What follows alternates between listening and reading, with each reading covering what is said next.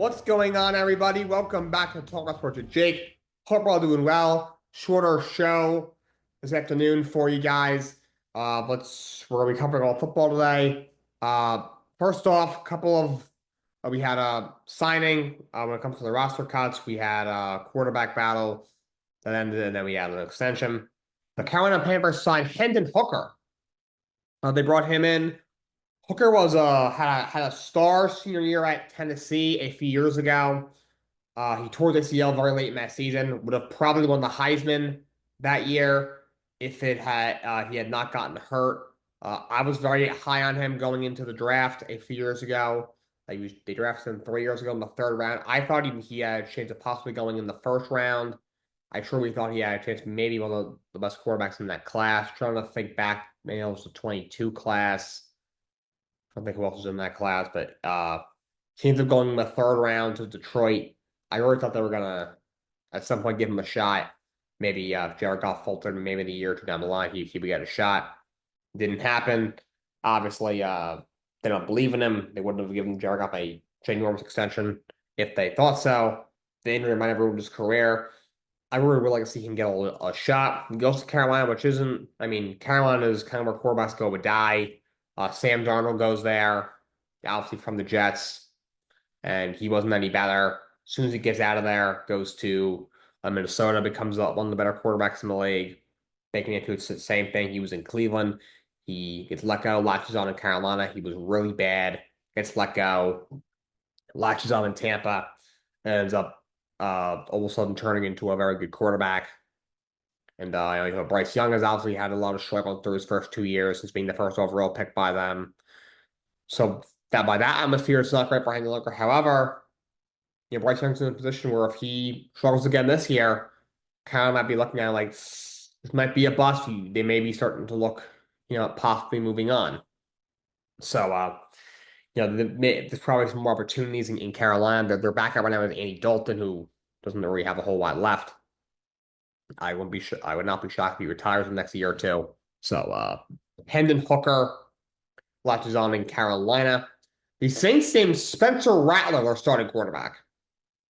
I guess Spencer Rattler was a starting quarterback was named a starting quarterback in the NFL. Week one is amazing. This guy wasn't even that good in college. He had that one year where he was, very highly touted going into where was he at? Maybe Oklahoma. Yeah, Oklahoma. He was really bad. Got benched actually for Caleb Williams. Ends up transferring to South Carolina. Played his last 2 years there. Was a little better, but still nothing special. I never thought he had the ability to be an NFL caliber quarterback, to be honest. And Saints took him in the fourth round last year. It was only a fourth round pick, but was still probably a reach. Played in 7 games last year. Was not very good. Not complete, only 57% of his passes for just over 1,300 yards, not even 6 yards per attempt. 4 touchdowns against 5 interceptions. Was 0-6 in the 6 games that he started. And they had a lot of injuries last year with Derek Carr. They had nobody else really there. Jake Hayner, who they let go, was even worse. It was rating was 70.4, which is significantly below average, as is his QBR of 40.3. But he beat out Tyler Shook. I mean, Tyler Shook's really bad as well. I can't believe they took him in the second round. Seem to know what they're doing. Maybe I know that their schedule starts off pretty horrid. They'll start first month, then week 5, week 6 kind of gets a little easier. So maybe he'll be a punching bag for a month or so, and they'll throw Shook out there. But he's still 24 years old himself. But they don't really have anything at quarterback. Rattler shouldn't be in the NFL. I don't think Shook is an NFL quarterback. Jake Hayner certainly wasn't. That's why he got cut recently. I think he might end up back on their practice squad. What they're doing now, they only carry 2 quarterbacks. They can keep, an eighth receiver, a 7 for an eighth receiver, a 5th corner or something, and then they end up grabbing that third quarterback who they let go, end up grabbing him back onto their practice squad. If they get claimed, then they just, roll 2 quarterbacks, and if they need a third, they need, an emergency backup, they just go and sign somebody, some random dude off the street.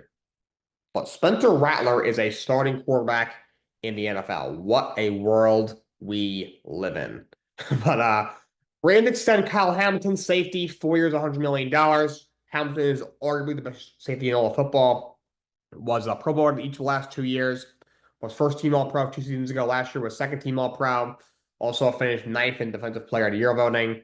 Last year, 107 tackles. He had an interception, 9 pass defenses, 2 forced fumbles, as well as 6 quarterback hits and 2 sacks. The year before that, had 81 tackles, 4 receptions, 13 pass defenses, a forced fumble, 3 sacks, 4 quarterback hits. He's only going to be 24 years old this year. Was from our first round pick by the Ravens. Ravens are extremely good at drafting and developing talent. They do it again, and they lock up Kyle Hamilton. $100 million for a defensive back for safety is a lot of money. However, he is maybe the best in the league at the position. The only ones that probably compare. Antoine Winfield's up there. Meek Fitzpatrick is still very good, even though he's getting a little bit older. I would take Kyle Hamilton ahead of him. There's not a whole lot of other names I would put in the same category as Kyle Hamilton. I would say he is the best safety in the NFL. So the Ravens lock him down, 4 years, $100 million. And to close up today's show, I mentioned we got a shorter show today. Going to do 2 division previews in the NFL. Trying to wrap that up. It's taking a little longer than I thought. We got exactly 1 week until the NFL kickoff game, but I'm going to I'm going to wrap this up at the latest, I would think. Obviously, I won't wrap up later than Wednesday. I might just finish this thing off tomorrow, to be honest. And then maybe I'll do my awards pick and Super Bowl pick next week, probably Monday. And then at that point, we're going to start doing game picks again. And then Red Box Team, I guess he says he's going to try and see if he can join me on Wednesday or Thursday, maybe. See what happens. Hopefully, I can get some guests on for game picks because that'll be a lot of fun. But game picks are going to be back for the NFL as we are. We're going to pick the. I'm going to try and do this here pretty much every week if I can. Try and do them on Wednesday every week when it comes to game picks. But let's get into it. AFC West preview in first place once again. I have the Kansas City Chiefs coming out of that division. This is going to be, I think, the 8th or 9th year in a row they win that division. I have them going 13-4. Look, Mahomes' numbers the last 2 years have been down a little bit, but he's still been, he's still been one of the best quarterbacks in the league, even in the regular season. And he was in the Super the last 2 years, and he won it 2 years ago. So he really didn't really regret that much.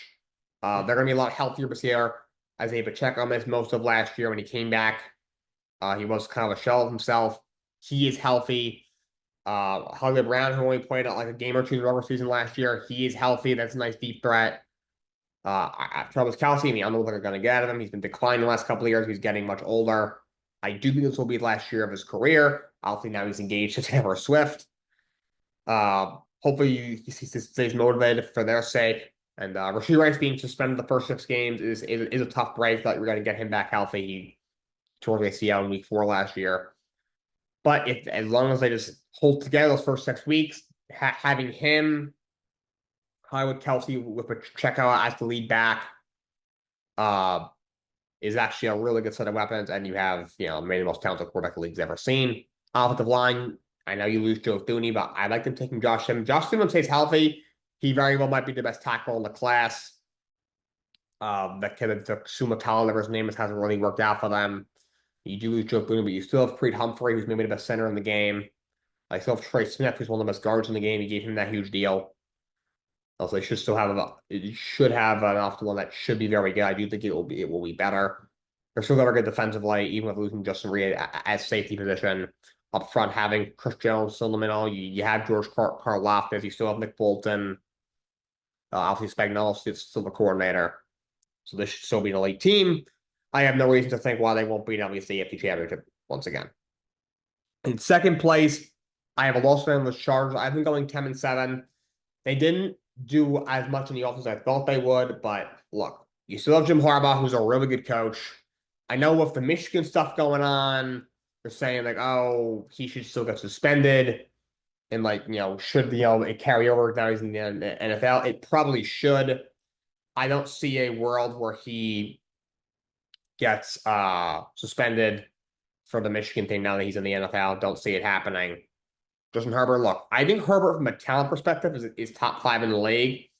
He obviously has not won a ton of big games thus far. Obviously doesn't have a playoff win yet.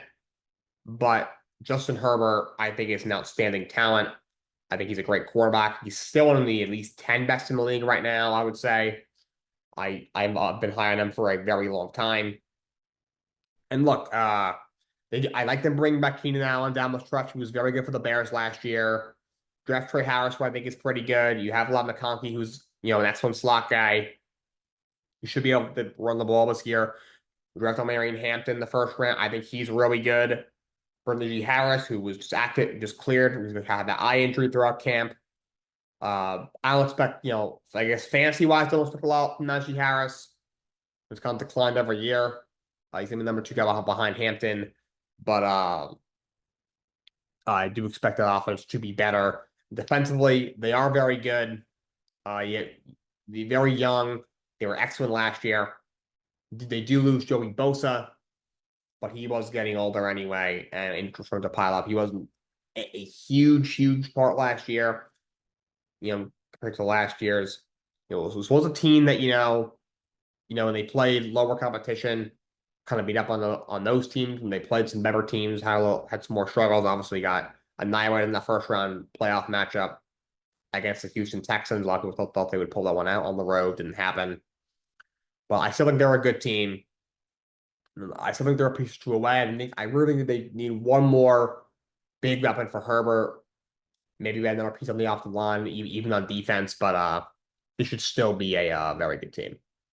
And third, I have Denver Broncos at 9-8. A lot of people are very high on this team, thinking they really could take a legit step forward. I'm a little bit cautious. I don't think they completely fall off, but I'm not expecting a huge jump. Look, I like Bo Nix. He played very well last year. I was a offensive rookie of the year finalist. A lot of people were saying he's Mac Jones, he's Mac Jones, he's Mac Jones. Have a really good rookie season. Sneaking to the playoffs unexpectedly, get annihilated by the Bills in the first round, and then teams figure him out because his game is just very easy to kind of emulate and predict, and he kind of falls off from there. And in a few years, he's a backup. I don't think that's the case for Bo Nix. I've always thought he'd be a solid quarterback, but I do see that comparison. I don't think it's going to be that much of a fall off, but they didn't really add another legit receiver like they should have. Courtland Sutton's very good. He's got an extension. I like him out of Evan Engram, very good pass catching tight end when he's healthy. But the running game, they do draft Arthur Harvard, who I like. You add J.K. Dobbins, who when he's healthy is a very efficient runner, but he's never really healthy. Although hopefully he's getting less touches this year. Now he's backing up Andre Harvey, I would assume. The offensive line is really good. Don't really have the true number two receiver though. They have Marvin Mims, a good returner, not the most, not really a threat in the receiving game. Don't really have somebody else. The defense should be fantastic. Was really good last year. And then you draft Jade Barron in the first round. I think will be a very good corner. You sign a Hufanga, who was not healthy last year, or hasn't had the last couple of years. But last time he was first team All-Pro a couple of years ago at safety. Troy Greenlaw, again, wasn't healthy last year, but when he is, he's an All-Pro linebacker. Adding to what they already have there. That should be an elite level defense. So this is still a good team. But I just think, that's a very competitive division. And I think they're a bit overmatched in that division, but still a good team nonetheless. So I have them a 9-8 once again. And the last place in that division, the Las Vegas Raiders, I have them going 6-11. Look, I love Pete Carroll. Pete Carroll's a great culture setter and culture builder. I think it's going to take a year or two for it really to take shape in Vegas. And look, Geno Smith is a decent quarterback. Towards the end of his career, he's now 35, 36, but he's turned into one of the better quarterbacks in the league. Drafting Genti, I'm looking forward to seeing him. I think he's going to be a stud. I'm not sure going with Jacoby Meyer, but if he plays, he's a good player. Bring back Amari Cooper, who I think is kind of washed, but not bad for depth. Brock Bowers is really good, but other than that, There's a few pieces of defense that I like, but I still think it's a major work in progress outside of Max Crosby. And the offensive line is pretty good. They really need another weapon on offense and a couple more pieces on defense. They're still a couple pieces away from really being a contender. I think Pete Carroll's a really good start, but for now, one, they're completely overmatched in the AFC West. I think on paper they are the least talented team. I don't think it's entirely close either. And I really think this thing with Pete Carroll. Yeah, I mean, look, Pete Carroll is well into his 70s, so I don't know how long he's going to stick around. But that aside, I do think in a couple years down the line, this could be a really good team. I think he could do something similar to what he did in Seattle. But I think this first year or two, it might take a bit of time for him to really truly build a culture. So I think this first year could be a bit of a long one. So I'll say they go 6-11. But that's all I got for you guys today. Till next time, so long. Have a great day.